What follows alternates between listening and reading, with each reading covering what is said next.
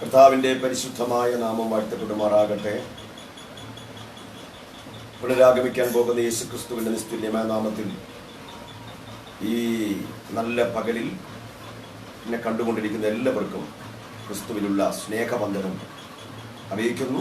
സർവശക്തനായ ദൈവം നമ്മെ എല്ലാവരെയും പരിപാലിക്കുന്നതോർത്ത് കർത്താവിനെ സ്തുതിക്കുന്നു.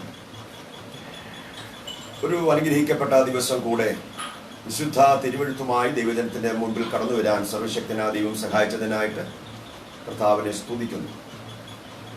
കഴിഞ്ഞ ചില ആഴ്ചകളൊക്കെ എല്ലാ സൺഡേകളിലും എല്ലാ ഞായറാഴ്ചകളിലും വിശുദ്ധ തിരുവെഴുത്തുമായി ഫേസ്ബുക്ക് ലൈവിൽ വരുവാൻ സർവശക്തനായ ദൈവം സഹായിച്ചതോർത്ത് കർത്താവിനെ സ്തുതിക്കുന്നു. കഴിഞ്ഞ ദിനങ്ങളിലെ ശുശ്രൂഷകൾ അനുഭവിച്ച പല ദൈവമക്കളും ലോകത്തിന്റെ വിവിധ ഭാഗങ്ങളിൽ ഇരുന്നു കൊണ്ട് ശ്രവിക്കുകയും അനേകര് വിളിക്കുകയും പ്രാർത്ഥിക്കുകയും ശുശ്രൂഷ ഞങ്ങൾക്ക് അനുഗ്രഹമായിരുന്നു എന്ന് അറിയിക്കുകയും ചെയ്തതോർത്ത് കർത്താവിനെ സ്തുതിക്കുന്നു. ലോകത്തിന്റെ വിവിധ ഭാഗങ്ങളിലിരുന്ന് ഈ വചന ശുശ്രൂഷ ശ്രവിക്കുന്ന എല്ലാവരെയും കർത്താവ് ധാരാളമായി അനുഗ്രഹിക്കട്ടെ എന്ന് പ്രാർത്ഥിച്ചുകൊണ്ട് ഇന്ന് പകലിൽ നമ്മളൊരല്പസമയം ചിന്തിക്കുന്ന വിഷയം ക്രിസ്തീയ പ്രത്യാശയെക്കുറിച്ചാണ്. ക്രിസ്തീയ പ്രത്യാശ. ആമേൻ. 2-3 ആഴ്ചയായി തുടർമാനമായി യാക്കോബിന്റെ ജീവിതത്തിൽ സംഭവിച്ച ചില ജീവിത യാഥാർത്ഥ്യങ്ങളെ ആസ്പദമാക്കി ശുശ്രൂഷിക്കുകയുണ്ടായി.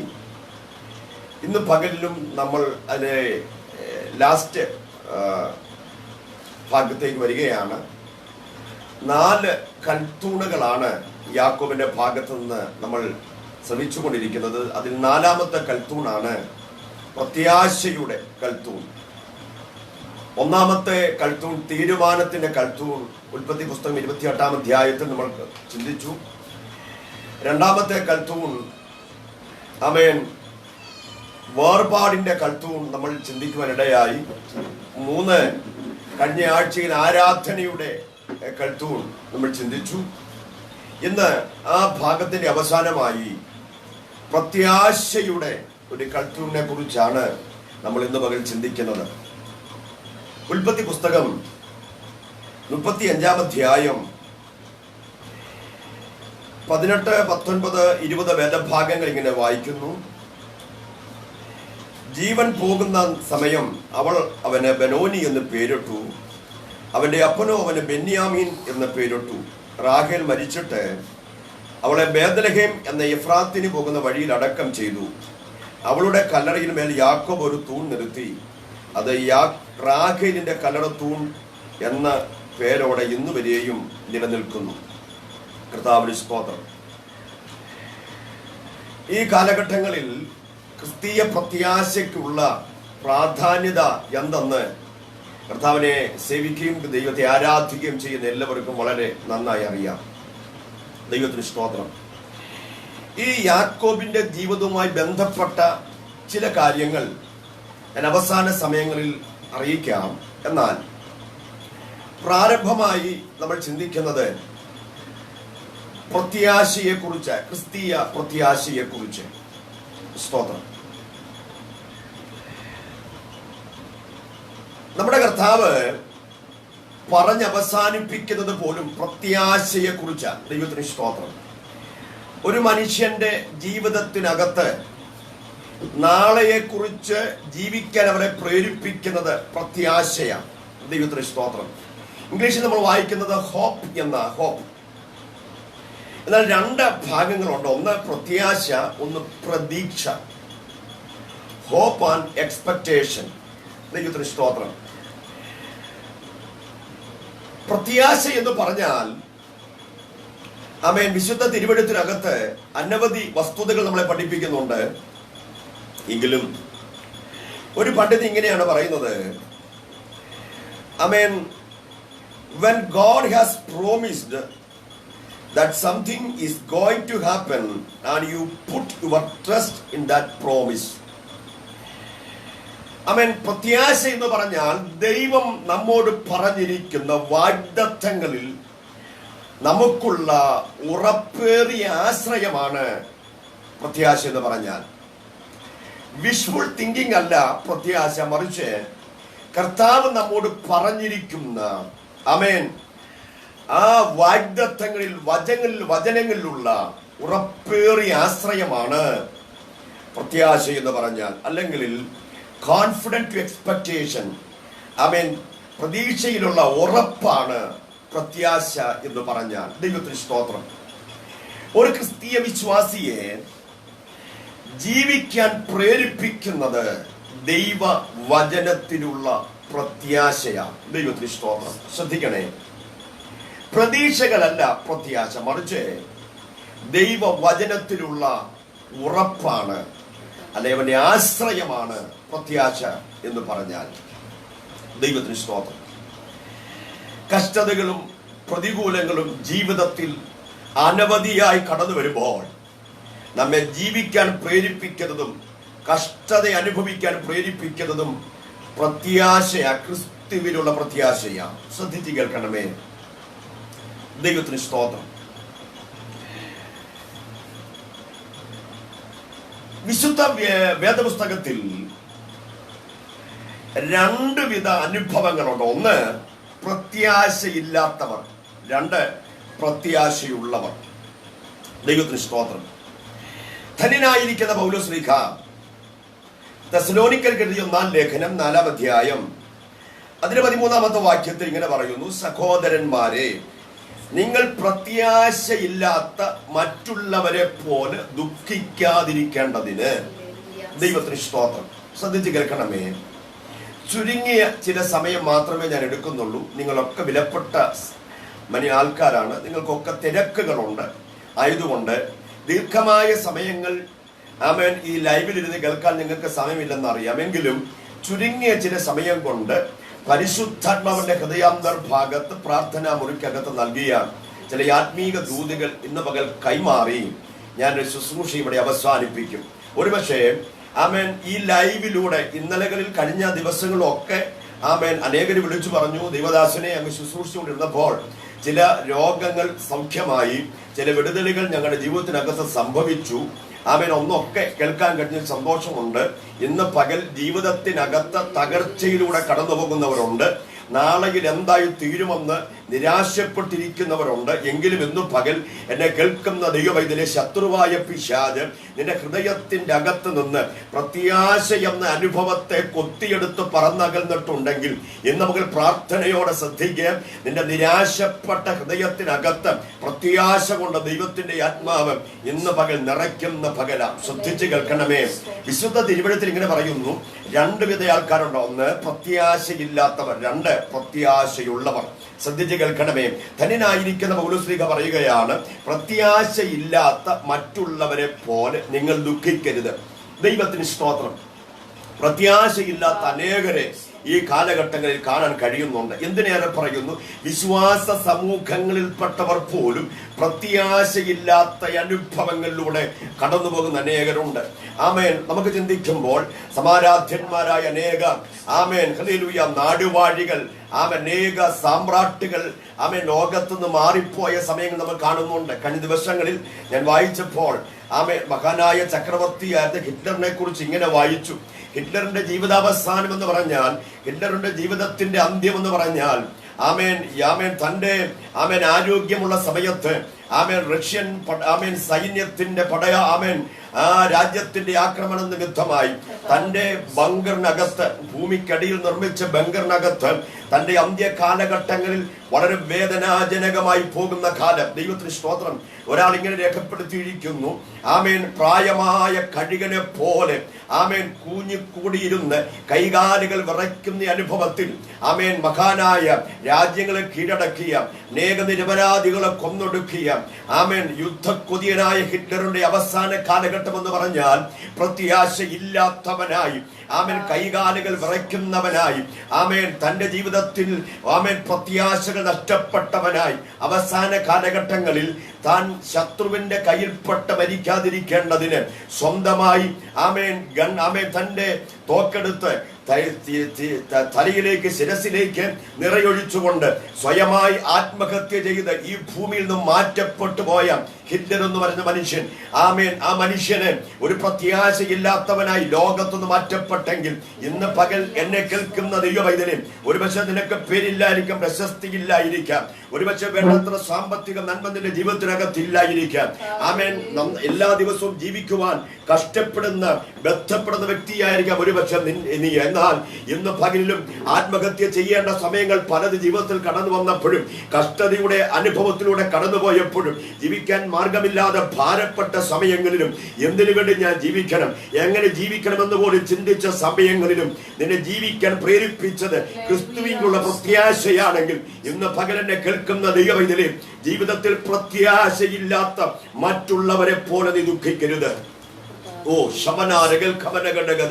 എന്നെ കേൾക്കുന്ന ദൈവവൈദ്യനെ, പ്രത്യാശയില്ലാത്ത അവസ്ഥയിൽ പ്രത്യാശയില്ലാത്തവരെ പോലെ ദുഃഖിച്ചിരിക്കുന്ന ചില പ്രിയമുള്ളവർ എന്നെ ഇന്ന് പകൽ കേൾക്കുന്നുണ്ട്. ഞാൻ എന്തിനു വേണ്ടി ജീവിക്കണം, ഞാൻ ആർക്ക് വേണ്ടി ജീവിക്കണം? ഇന്ന് പകലിനെ കേൾക്കുന്ന പ്രിയരെ, പ്രത്യാശയില്ലാത്തവരെ പോലെ നീ ദുഃഖിക്കരുത്. നിനക്ക് വേണ്ടി ജീവൻ നൽകിയ, നിനക്ക് വേണ്ടി ജീവിക്കുന്ന ഒരു കർത്താവ് ഇന്ന് പകലിലും നമുക്കായി ജീവിക്കുന്നു. ദൈവത്തിന് സ്തോത്രം. Praise the Lord. ജോലി സംബന്ധമായിട്ടാണോ നീ ഭാരപ്പെടുന്നത്?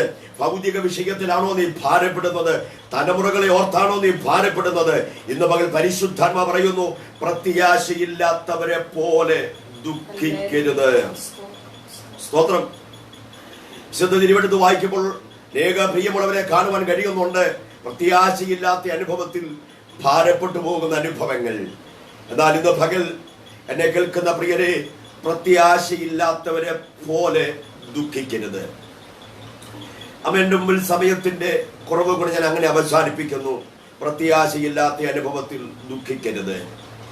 ധന്യനായിരിക്കുന്ന പൗലോസ്ലീഹ പറഞ്ഞ് അവസാനിപ്പിക്കുന്ന എല്ലാ ഭാഗങ്ങളിലും പൗലോസ്ലീഹ മാത്രമല്ല, വിശുദ്ധ തിരുവെഴുത്തിന്റെ അവസാനം മുഴുവൻ കാണുന്നത് ഇങ്ങനെയാണ്: ആമേൻ കർത്താവേ വേഗം വരണമേ. Praise the Lord. പ്രത്യാശ ജീവിതത്തിനകത്ത് കുത്തി നിറച്ച് നമ്മുടെ ജീവിതയാത്രയിൽ നമ്മെ മുൻപോട്ട് നടത്തുന്നത് വിശുദ്ധ തിരുവെഴുത്തുകളാണ്. ദൈവത്തിന് സ്തോത്രം. നമ്മെ ജീവിക്കാൻ പ്രേരിപ്പിക്കുന്ന പ്രത്യാശയെ കുറിച്ച് പഠിക്കുമ്പോൾ റോമാലേഖനം 8-ാം അധ്യായം 24-25 വേദഭാഗങ്ങൾ ഇങ്ങനെ വായിക്കുന്നു: പ്രത്യാശയാലല്ലോ നാം രക്ഷിക്കപ്പെട്ടിരിക്കുന്നത്, കാണുന്ന പ്രത്യാശയല്ല. ഒരുത്തൻ കാണുന്നതിനായി ഇനി എന്തിനെ പ്രത്യാശിക്കണം? നാം കാണാത്തതിനായി പ്രത്യാശിക്കുന്നുവെങ്കിലോ അതിനായി ക്ഷമയോടെ കാത്തിരിക്കുന്നു. സ്തോത്രം. കാണാത്തതിനെ കുറിച്ചുള്ള പ്രത്യാശ, കാണുന്നതിനെ കുറിച്ചുള്ള പ്രത്യാശയല്ല, കാണാത്തതിനെ കുറിച്ചുള്ള പ്രത്യാശ. ഞാൻ വിശദീകരിക്കുന്നില്ല, നിങ്ങൾക്ക് ഈ ഭാഗങ്ങളിൽ നിന്ന് ചിന്തിച്ചെടുക്കാം.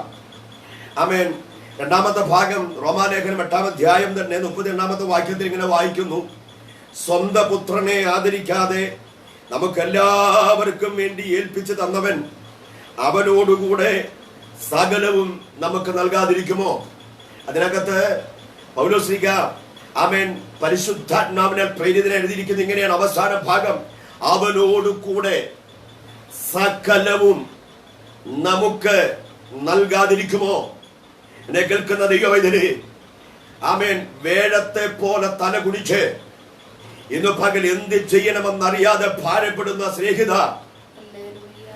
യേശുവിനോട് കൂടെ സകലവും നമുക്ക് നൽകുന്നൊരു ദൈവം. സ്തോത്രം.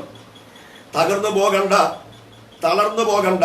അവനോട് കൂടെ, യേശുവിനോട് കൂടെ സകലവും നിനക്ക് തരുന്നൊരു ദൈവം. സ്തോത്രം. ഈ അന്ത്യ കാലഘട്ടത്തിൽ ഇങ്ങനൊരു പാട്ടുണ്ട്, നമ്മെല്ലാവരും ശ്രദ്ധിച്ചിട്ടുണ്ട്, കേട്ടിട്ടുണ്ട്: കാഹളനാദം കേൾക്കാറായി കുഞ്ഞാട്ടിൻ കാന്തേ, വ്യാകുലകാലം തീരാറായി. ഇന്നുകൂടെ പറഞ്ഞാൽ കാഹളനാദം കേൾക്കാറായി. സ്തോത്രം. ലോകത്തിന്റെ വിവിധ ഇടങ്ങളിൽ ഇരുന്ന് എന്നെ ശ്രദ്ധിക്കുന്ന എന്റെ സ്നേഹിതരെ, ഇന്ന് പകൽ പറയട്ടെ, കാഹളനാദം കേൾക്കാറായി. കർത്താവിന്റെ വരവിന്റെ അടയാളങ്ങൾ ആമേൻ അവിടിവിടങ്ങളായി കണ്ടു തുടങ്ങിയിരിക്കുന്നു. ആമേൻ ഈ ലോകത്തിലുള്ള 200-ൽ പരം രാജ്യങ്ങളിലും ആമേൻ എന്തെന്ന് അറിയുവാൻ കഴിയാത്ത പ്രതിസന്ധികൾ, മഹാമാരികൾ, പകർച്ചവ്യാധികൾ, ആമേൻ ഇന്നുവരെ സംഭവിക്കാത്ത കാര്യങ്ങൾ നമ്മുടെ കർത്താവ് അരുളി ചെയ്ത ആമേൻ വരവിന്റെ അടയാളങ്ങൾ, ലക്ഷണങ്ങൾ ലോകത്തിന്റെ വിവിധ ഭാഗങ്ങളിൽ നടന്നുകൊണ്ടിരിക്കുമ്പോൾ ഇന്ന് പകൽ ചിലരെയൊക്കെ ഓർക്കുമ്പോൾ വളരെ ഭാരമുണ്ട്. ഇന്നും രോഗസൗഖ്യത്തിന് വേണ്ടി അലയുന്ന അനേകരുണ്ട്. ഇന്നും കടഭാരം മാറാൻ അലയുന്ന അനേകരുണ്ട്. സ്തോത്രം. എന്നാൽ ഇന്ന് പകലിനെ കേൾക്കുന്ന ദൈവമൈതലേ, കഷ്ടത നിന്റെ കൂടപ്പിറപ്പാകാം, രോഗം നിന്റെ കൂടപ്പിറപ്പാകാം. ഏതെല്ലാം പ്രതികൂലങ്ങളുടെ നടുവിലൂടെ നീ കടന്നുപോയാലും പ്രതികൂലങ്ങൾ മാറുന്നതല്ല വിഷയം, കഷ്ടതകൾ മാറുന്നതല്ല വിഷയം. ഇന്ന് പകൽ ദൈവമൈതലേ പരിശുദ്ധാത്മാവ് നിന്നോട് ചോദിക്കുകയാ, നീ ഒരുങ്ങിയിട്ടുണ്ടോ? ഇന്ന് പകൽ പ്രത്യാശയകത്തുള്ളവന്, ഈ കാലഘട്ടങ്ങളിൽ പ്രത്യാശയകത്തുള്ളവന് സാഹചര്യങ്ങൾ പ്രതികൂലമാകുന്ന ഒരു വിഷയമല്ല. പ്രത്യാശയകത്തുള്ളവന് കഷ്ടത ഒരു വിഷയമല്ല. പ്രാണനാഥന്റെ വരവ് ആസന്നമാകുന്ന ഈ കാലഘട്ടങ്ങളിൽ ആമേൻ ധന്യനായ പൗലോസ്ലീഹ ഇങ്ങനെ പറയുന്നുണ്ട്. 4-ാം അധ്യായം ആമേൻ തെസ്സലോനിക്ക ലേഖനം 4-ാം അധ്യായത്തിൽ ഇങ്ങനെ പറയുന്നു. കർത്താവ് താൻ ഗംഭീരനാദത്തോടും പ്രധാന ദൂതന്റെ ശബ്ദത്തോടും ആമേൻ ദൈവത്തിന്റെ കാഹളത്തോടും കൂടെ സ്വർഗത്തിൽ നിന്ന് ഇറങ്ങി വരികയും ക്രിസ്തുവിൽ മരിച്ചവർ മുൻപ് ഉയർത്തെഴുന്നേൽക്കുകയും ചെയ്യും. പിന്നെ ജീവനോടെ ശേഷിക്കുന്ന നാം ആമേൻ അവരോട് ഒരുമിച്ച് ആകാശത്തിൽ കർത്താവിനെ എതിരേൽപ്പാൻ മേഘങ്ങളിൽ എടുക്കപ്പെടും. എന്നെ ജീവിക്കാൻ പ്രേരിപ്പിക്കുന്ന പ്രത്യാശ എന്ന് പറഞ്ഞാൽ വിശുദ്ധ തിരുവെഴുത്തുകളാണ്. സ്തോത്രം. ദാനിയേൽ പ്രവാചകന്റെ പുസ്തകം അവസാനത്തെ അധ്യായം അവസാനത്തെ വാക്യത്തിൽ ഇങ്ങനെ വായിക്കുന്നുണ്ട്. നീയോ ദാനിയേലേ പൊയ്ക്കൊള്ളുക, കാലാവസാനത്തിങ്കൽ നിന്റെ ഓഹരി പ്രാപിപ്പാൻ നീ എഴുന്നേറ്റ് വരും. ദാനിയേലിന്റെ മരണത്തിന് മുമ്പ് ദാനിയേലിന്റെ കാതുകളിൽ ശ്രവിച്ച വാക്യം ഇതാണ്: കാലാവസാനത്തിങ്കൽ നിന്റെ ഓഹരി പ്രാപിപ്പാൻ നീ എഴുന്നേറ്റ് വരും. സ്തോത്രം. Praise the Lord. ഈ കാലഘട്ടങ്ങളിൽ ശത്രുവായ പിശാച് പല വിഷയത്തിനകത്ത് നിന്നെ പെടുത്തി പ്രത്യാശ നഷ്ടപ്പെടുമാറ് ആമേൻ ജീവിതത്തിന്റെ പ്രതിസന്ധികളിൽ തളർന്നിരിക്കുന്ന ദൈവമൈതലേ, ഒരു കഴുകനെ പോലെ ഇന്ന് പകൽ നീ എഴുന്നേൽക്കേണ്ട സമയമായി. രക്തത്താൽ ജയം. സ്തോത്രം. സ്തോത്രം. ഒരു കഴുകനെ പോലെ കുതിച്ചെഴുന്നേൽക്കേണ്ട സമയമായിരിക്കുന്നു. കാരണം നമ്മുടെ കർത്താവിന്റെ വരവ് ഏറ്റവും ആസന്നമായിരിക്കുകയാണ്. ആമേൻ. നമ്മുടെ കർത്താവ് ഇങ്ങനെ പറയുന്നുണ്ട്: ജീവനകാര്യങ്ങളിൽ നിന്നെ അകപ്പെടുത്തി നാളെ എന്ത് തിന്നും എന്തു കുടിക്കും എന്നിങ്ങനെ ജീവനകാര്യങ്ങൾക്കകത്തുപ്പെടുത്തി ആമേൻ കുടുംബത്തെ കുറിച്ച്, കുഞ്ഞുങ്ങളെ കുറിച്ച് ആമേൻ ഒക്കെ ചിന്തിക്കരുത് ഞാൻ പറയുന്നില്ല, ചിന്തിക്കണം. പക്ഷേ നിന്റെ പ്രത്യാശയെ, കർത്താവിന്റെ വരവിനെ കുറിച്ചുള്ള ചിന്തയെ നിന്റെ ഹൃദയത്തിനകത്ത് നിന്ന് എടുത്തു മാറ്റിയുള്ള ചിന്തകളൊന്നും ദൈവികമല്ല. അതുകൊണ്ട് കർത്താവിന്റെ വരവെങ്കിൽ എടുക്കപ്പെടണമെങ്കിൽ, സ്തോത്രം, അവന്റെ വരവെങ്കിൽ എനിക്ക് പോകണമെന്ന് ഉറപ്പുള്ള ദൈവമക്കൾ പ്രത്യാശ അകത്ത് നിറയ്ക്കണം. സ്തോത്രം. ഒന്നുകൂടെ ഞാൻ ഓർപ്പിക്കട്ടെ. റോമാലേഖനത്തിൽ ധന്യനായ പൗലോസ് ഇങ്ങനെ പറയുന്നുണ്ട്. ഞാൻ ആദ്യമേ ഒന്ന് ഓർപ്പിച്ചിരുന്നു. അവരോടുകൂടെ സകലവും നമുക്ക് നൽകുന്ന ഒരു ദൈവം, യേശു ക്രിസ്തുവിലുള്ള വചനത്തിൽ ദൈവം തന്നിരിക്കുന്ന വാഗ്ദത്തത്തിനകത്ത് ഉറച്ചു വിശ്വസിക്കുന്ന ദൈവമക്കൾ, അതാണ് പ്രത്യാശ. ദൈവം തന്ന വാഗ്ദത്തത്തിനകത്ത് ഉറച്ചാശ്രയിക്കുക, ദൈവം തന്നിരിക്കുന്ന വാഗ്ദത്തത്തിനകത്ത് ഉറച്ചു വിശ്വസിക്കുക, അതാണ് പ്രത്യാശ എന്ന് പറഞ്ഞാൽ. ആമേൻ. റോമാലേഖനം 4-ാം അധ്യായം 21-ാമത്തെ വാക്യം ഇങ്ങനെ വായിക്കുന്നു. അബ്രഹാമിനെ കുറിച്ച് പൗലോസ്ലീഹ ഇങ്ങനെ രേഖപ്പെടുത്തുന്നു: അവൻ വാഗ്ദത്തം ചെയ്തത് പ്രവർത്തിപ്പാൻ ശക്തനെന്ന് പൂർണ്ണമായി ഉറച്ചു. 20-ാമത്തെ വാക്യം: ദൈവത്തിന്റെ വാഗ്ദത്തത്തിങ്കൽ അവിശ്വാസത്താൽ സംശയിക്കാതെ വിശ്വാസത്തിൽ ശക്തിപ്പെട്ടു, ദൈവത്തിന് മഹത്വം കൊടുത്തു. അവൻ വാഗ്ദത്തം ചെയ്തത് പ്രവർത്തിപ്പാൻ ശക്തനെന്ന് പൂർണ്ണമായി ഉറച്ചു. ഇത് പ്രത്യാശയാ. സ്തോത്രം.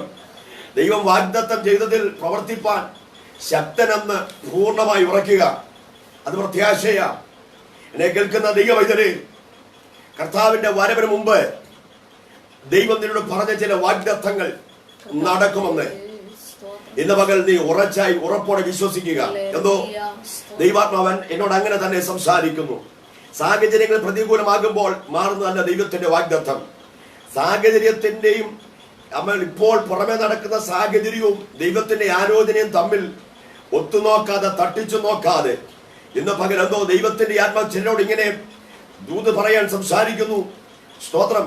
ദൈവം പറഞ്ഞിരിക്കുന്ന വാഗ്ദത്തങ്ങൾ എന്ന അതങ്ങനെ തന്നെ നടക്കും. ഒരുപക്ഷെ സമയങ്ങൾ മാറാം, കാലങ്ങൾ മാറാം. എന്നാൽ ഇന്ന് പകൽ പ്രത്യാശയോടെ വിശ്വസിക്കുന്ന ദൈവവൈതലേ, ചില അത്ഭുതങ്ങൾ നിന്റെ ജീവിതത്തിനകത്ത് ഇപ്പോൾ സംഭവിക്കാൻ പോകുകയാണ്. സ്തോത്രം. അബ്രഹാമിനോട് ദൈവം അരുളി ചെയ്തു, നിനക്ക് ഒരു തലമുറയോ ദൈവം തരും. ആമേൻ. സാഹചര്യം നോക്കിയാൽ, കാലം നോക്കിയാൽ, ആമേൻ, പൗലോസിന്റെ ഭാഷയിൽ പറഞ്ഞാൽ, ആമേൻ, താൻ ബഹുജാതികൾക്ക് പിതാവാകുമെന്ന് അവൻ ആശയ്ക്ക് വിരോധമായി ആശയോടെ വിശ്വസിച്ചു. അവൻ ഏകദേശം 100 വയസ്സുള്ളവനാകയാൽ തന്റെ ശരീരം നിർജീവമായി പോയതും സാറയുടെ ഗർഭപാത്രത്തിന്റെ നിർജീവത്വം ഗ്രഹിച്ചിട്ടും വിശ്വാസത്തിൽ ക്ഷീണിച്ചില്ല. ഇന്ന് പകൽ എന്നെ കേൾക്കുന്ന ദൈവവൈതലേ, ഇത് പ്രത്യാശയാ. സ്തോത്രം. ക്ഷീണിച്ചു പോകേണ്ട സന്ദർഭങ്ങൾ ഉണ്ടായിരുന്നു, ഭാരപ്പെട്ടു പോകേണ്ട സന്ദർഭങ്ങൾ ഉണ്ടായിരുന്നു, പിന്തിരിഞ്ഞു പോകേണ്ട സന്ദർഭങ്ങൾ ഉണ്ടായിരുന്നു. പക്ഷേ പ്രത്യാശ അകത്തുള്ള അബ്രഹാം അവൻ ഉറപ്പോടെ വിശ്വസിച്ചു, എന്നോട് പറഞ്ഞത് സംഭവിച്ചിരിക്കും. ഇന്ന് പകൽ എന്നെ കേൾക്കുന്ന ദൈവവൈതലേ, നിന്നോട് പറഞ്ഞതുപോലെ തന്നെ സംഭവിക്കാൻ പോകുകയാണ്. നീ നിന്റെ കുടുംബത്തിന്റെ അവസ്ഥ നോക്കണ്ട, നിന്റെ ഫിനാൻഷ്യൽ ബാക്ക്ഗ്രൗണ്ട് നീ നോക്കണ്ട, നിന്റെ ശാരീരിക ക്ഷമത നീ നോക്കണ്ട, സാഹചര്യങ്ങളുമായി ദൈവത്തിന്റെ ആലോചനയെ തട്ടിച്ചു നോക്കണ്ട. ഇന്ന് മകൾ ദൈവത്തിന്റെ പറയുന്നു, അവൻ തമ്പുരാൻ നിന്നോട് പറഞ്ഞത്, അവൻ നിന്നോട് അരുളി ചെയ്തത് ഇന്ന് പകൽ സംഭവിക്കാൻ പോകുകയാണ്. അത് ഈ മാസത്തിൽ തന്നെ സംഭവിക്കുമെന്ന് ഉറപ്പോടെ വിശ്വസിക്കുന്ന ദൈവമക്കളെ ഓർത്ത് ഈ പകൽ ഞാൻ ദൈവത്തെ സ്തുതിക്കുകയാണ്. വിശുദ്ധ തിരുവചനത്തിൽ പൗലോസ് പറയുന്നത് ഇങ്ങനെയാണ്, അബ്രഹാം, ആമേൻ, ദൈവത്തിന് സ്തോത്രം, ആമേൻ, ദൈവം വാഗ്ദത്തം ചെയ്തത് പ്രവർത്തിപ്പാൻ ശക്തനെന്ന് അവൻ ഉറച്ചു വിശ്വസിച്ചു. ഇത് പ്രത്യാശയാ പ്രിയരേ. നിന്നോട് വാഗ്ദത്തം ചെയ്തത്, നിന്റെ തലമുറയോട് വാഗ്ദത്തം ചെയ്തത്, നിന്റെ ഭാര്യയോട്, നിന്റെ ഭർത്താവിനോട് വാഗ്ദത്തം ചെയ്തത് പ്രവർത്തിപ്പാൻ ശക്തനെന്ന് ഉറപ്പോടെ വിശ്വസിക്കുക. ചില അത്ഭുതങ്ങൾ സംഭവിക്കും. സ്തോത്രം. ജോലിപരമായ തടസ്സങ്ങൾ ദൈവമെടുത്ത് മാറ്റുമെന്ന്, സാലറിയുടെ അവൻ തടസ്സങ്ങൾ ദൈവം മാറ്റുമെന്ന്, ആമേൻ, ഇന്ന് പകൽ ഉറപ്പോടെ നീ വിശ്വസിക്കുക. സ്തോത്രം. ദൈവം പറഞ്ഞ ചില വാഗ്ദത്തങ്ങൾ സംഭവിക്കുകയോ ഇല്ലയോ എന്ന്, ആമേൻ, സംശയത്തോടെ നീ ആയിരിക്കണ്ട, പ്രത്യാശയോടെ ഉറച്ച് വിശ്വസിക്കുക. അങ്ങനെ തന്നെ സംഭവിക്കും. ഞാൻ എൻ്റെ വാക്കുകളെ ഇങ്ങനെ ഉപസംഗ്രഹിക്കാൻ ആഗ്രഹിക്കുന്നു. അതുകൊണ്ട് സ്നേഹിത ദൈവവൈതലേ, പ്രത്യാശയിൽ ഉറയ്ക്കുക. പ്രത്യാശയില്ലാത്ത മറ്റുള്ളവരെ പോലെ നീ ദുഃഖിക്കരുത്. നിന്റെ ജോലി സംബന്ധമായ കാര്യത്തെ ഓർത്ത് ദുഃഖിക്കരുത്. നിന്റെ തലമുറയെ ഓർത്ത് നീ ദുഃഖിക്കരുത്. നിന്റെ കുടുംബത്തെ ഓർത്ത് നീ ദുഃഖിക്കരുത്. സ്തോത്രം. നീ പ്രത്യാശയോടെ നിൽക്ക. നിന്റെ തലമുറയ്ക്ക് വിരോധമായി, നിന്റെ കുടുംബത്തിന് വിരോധമായി, നിന്റെ ഭൗതിക നന്മകൾക്ക് വിരോധമായി ശത്രു ഉയർത്തുന്ന ചില മതിലുകളെ സ്വർഗം ഇന്ന് പകൽ ഇടിക്കും. ശത്രു ഉയർത്തുന്ന ചില വാളുകളെ സ്വർഗം ഇന്ന് പകൽ വെട്ടും. സ്തോത്രം. ഉറപ്പോടെ വിശ്വസിക്കുക. നീ പ്രത്യാശിക്കുന്ന ഒരു ശുഭഭാവി വരുവാൻ സമയമായിരിക്കുന്നു. യോബിന്റെ ഭാഷയിൽ പറഞ്ഞാൽ, ആമേൻ, ഒരു വൃക്ഷമായിരുന്നാൽ പ്രത്യാശയുണ്ട്. അതിനെ വെട്ടിയാലും പിന്നെയും പൊട്ടിക്കിളിർക്കും. മണ്ണിനടിയിൽ കിടന്നാലും, ആമേൻ, അതിന്റെ വേര് കെട്ടുപോയാലും വെള്ളത്തിന്റെ ഗന്ധമടിക്കുമ്പോൾ പൊട്ടിക്കിളിർക്കുന്നത് പോലെ ഈ 2020 ആമേൻ പ്രതിസന്ധിയുടെ, കൊറോണയുടെ ഏതെല്ലാം വിഷയം കടന്നു വന്നാലും ഒരു പൊട്ടിക്കിളിർക്കുന്ന അനുഭവം നിനക്കുണ്ട്. ഇന്ന് പല ആൾക്കാരും ചിന്തിക്കുന്നുണ്ട്, നാളെ എന്തായി തീരും, കഷ്ടതയാകുമോ, ദാരിദ്ര്യമാകുമോ, ഫിനാൻഷ്യൽ ക്രൈസിസ് ആകുമോ, ആമേൻ ചിന്തിച്ചുകൊണ്ടായിരിക്കുമ്പോൾ എന്നെ കേൾക്കുന്ന ദൈവ പൈതലേ, തമ്പുരാന്റെ വചനത്തിൽ എഴുതിയിരിക്കുന്നത് പോലെ തന്നെ സംഭവിക്കും. നീ പ്രത്യാശയോടെ നിൽക്കുക. നിനക്കൊരു പ്രത്യാശയുണ്ട്. നീ ഒരു ജീവന്റെ വൃക്ഷമാ, നിനക്കൊരു പ്രത്യാശയുണ്ട്. ഞാൻ തളർക്കും. ഈ കൊറോണ കഴിഞ്ഞാലും ഞാനൊന്ന് തളർക്കും. ഈ കൊറോണയിലും ഞാനൊന്ന് തളർക്കും. ഈ പ്രതിസന്ധിയിലും ഞാൻ തളർക്കും. വെള്ളത്തിന്റെ ഗന്ധം അടിക്കുമ്പോൾ, കാഹളനാഥം കേൾക്കുമ്പോൾ, ദൈവത്തിന്റെ ശബ്ദം കേൾക്കുമ്പോൾ, ആമേൻ, എന്റെ കഷ്ടതകൾ മാറും. എനിക്കൊരു ഉദ്ധാരണമുണ്ട്. അതുകൊണ്ട് ഇന്ന് പകൽ ഞാൻ ഇങ്ങനെ അവസാനിപ്പിക്കേണ്ട സ്നേഹിത, ആമേൻ, ക്രിസ്തീയ പ്രത്യാശ അകത്തും നിറയണം. പ്രത്യാശയില്ലാത്ത മറ്റുള്ളവർ, ലോകക്കാരൊക്കെ നിരാശപ്പെടും. ആ കൂടെ നീ നിരാശപ്പെടരുതേ. നിപ്പ വരും, ജലപ്രളയം വരും, കൊറോണയുടെ പ്രശ്നം ഉണ്ടാകും. ഇനി എന്തെല്ലാം പ്രതിസന്ധികൾ വന്നാലും തളർന്നു പോകരുതേ. പ്രത്യാശകൾ നിലനിൽക്കണം. പ്രതീക്ഷകൾ കൈവിടരുത്. പ്രത്യാശകൾ നിലനിൽക്കണം. പ്രതീക്ഷയല്ല പ്രത്യാശ. വിഷ്വൽ തിങ്കിങ് അല്ല പ്രത്യാശ. മറിച്ച് ക്രിസ്തുവിന്റെ വചനത്തിലുള്ള അവന്റെ വാഗ്ദത്തങ്ങളുള്ള ആഴമേറിയ ആശ്രയമാണ്, ഉറപ്പാണ് പ്രത്യാശ.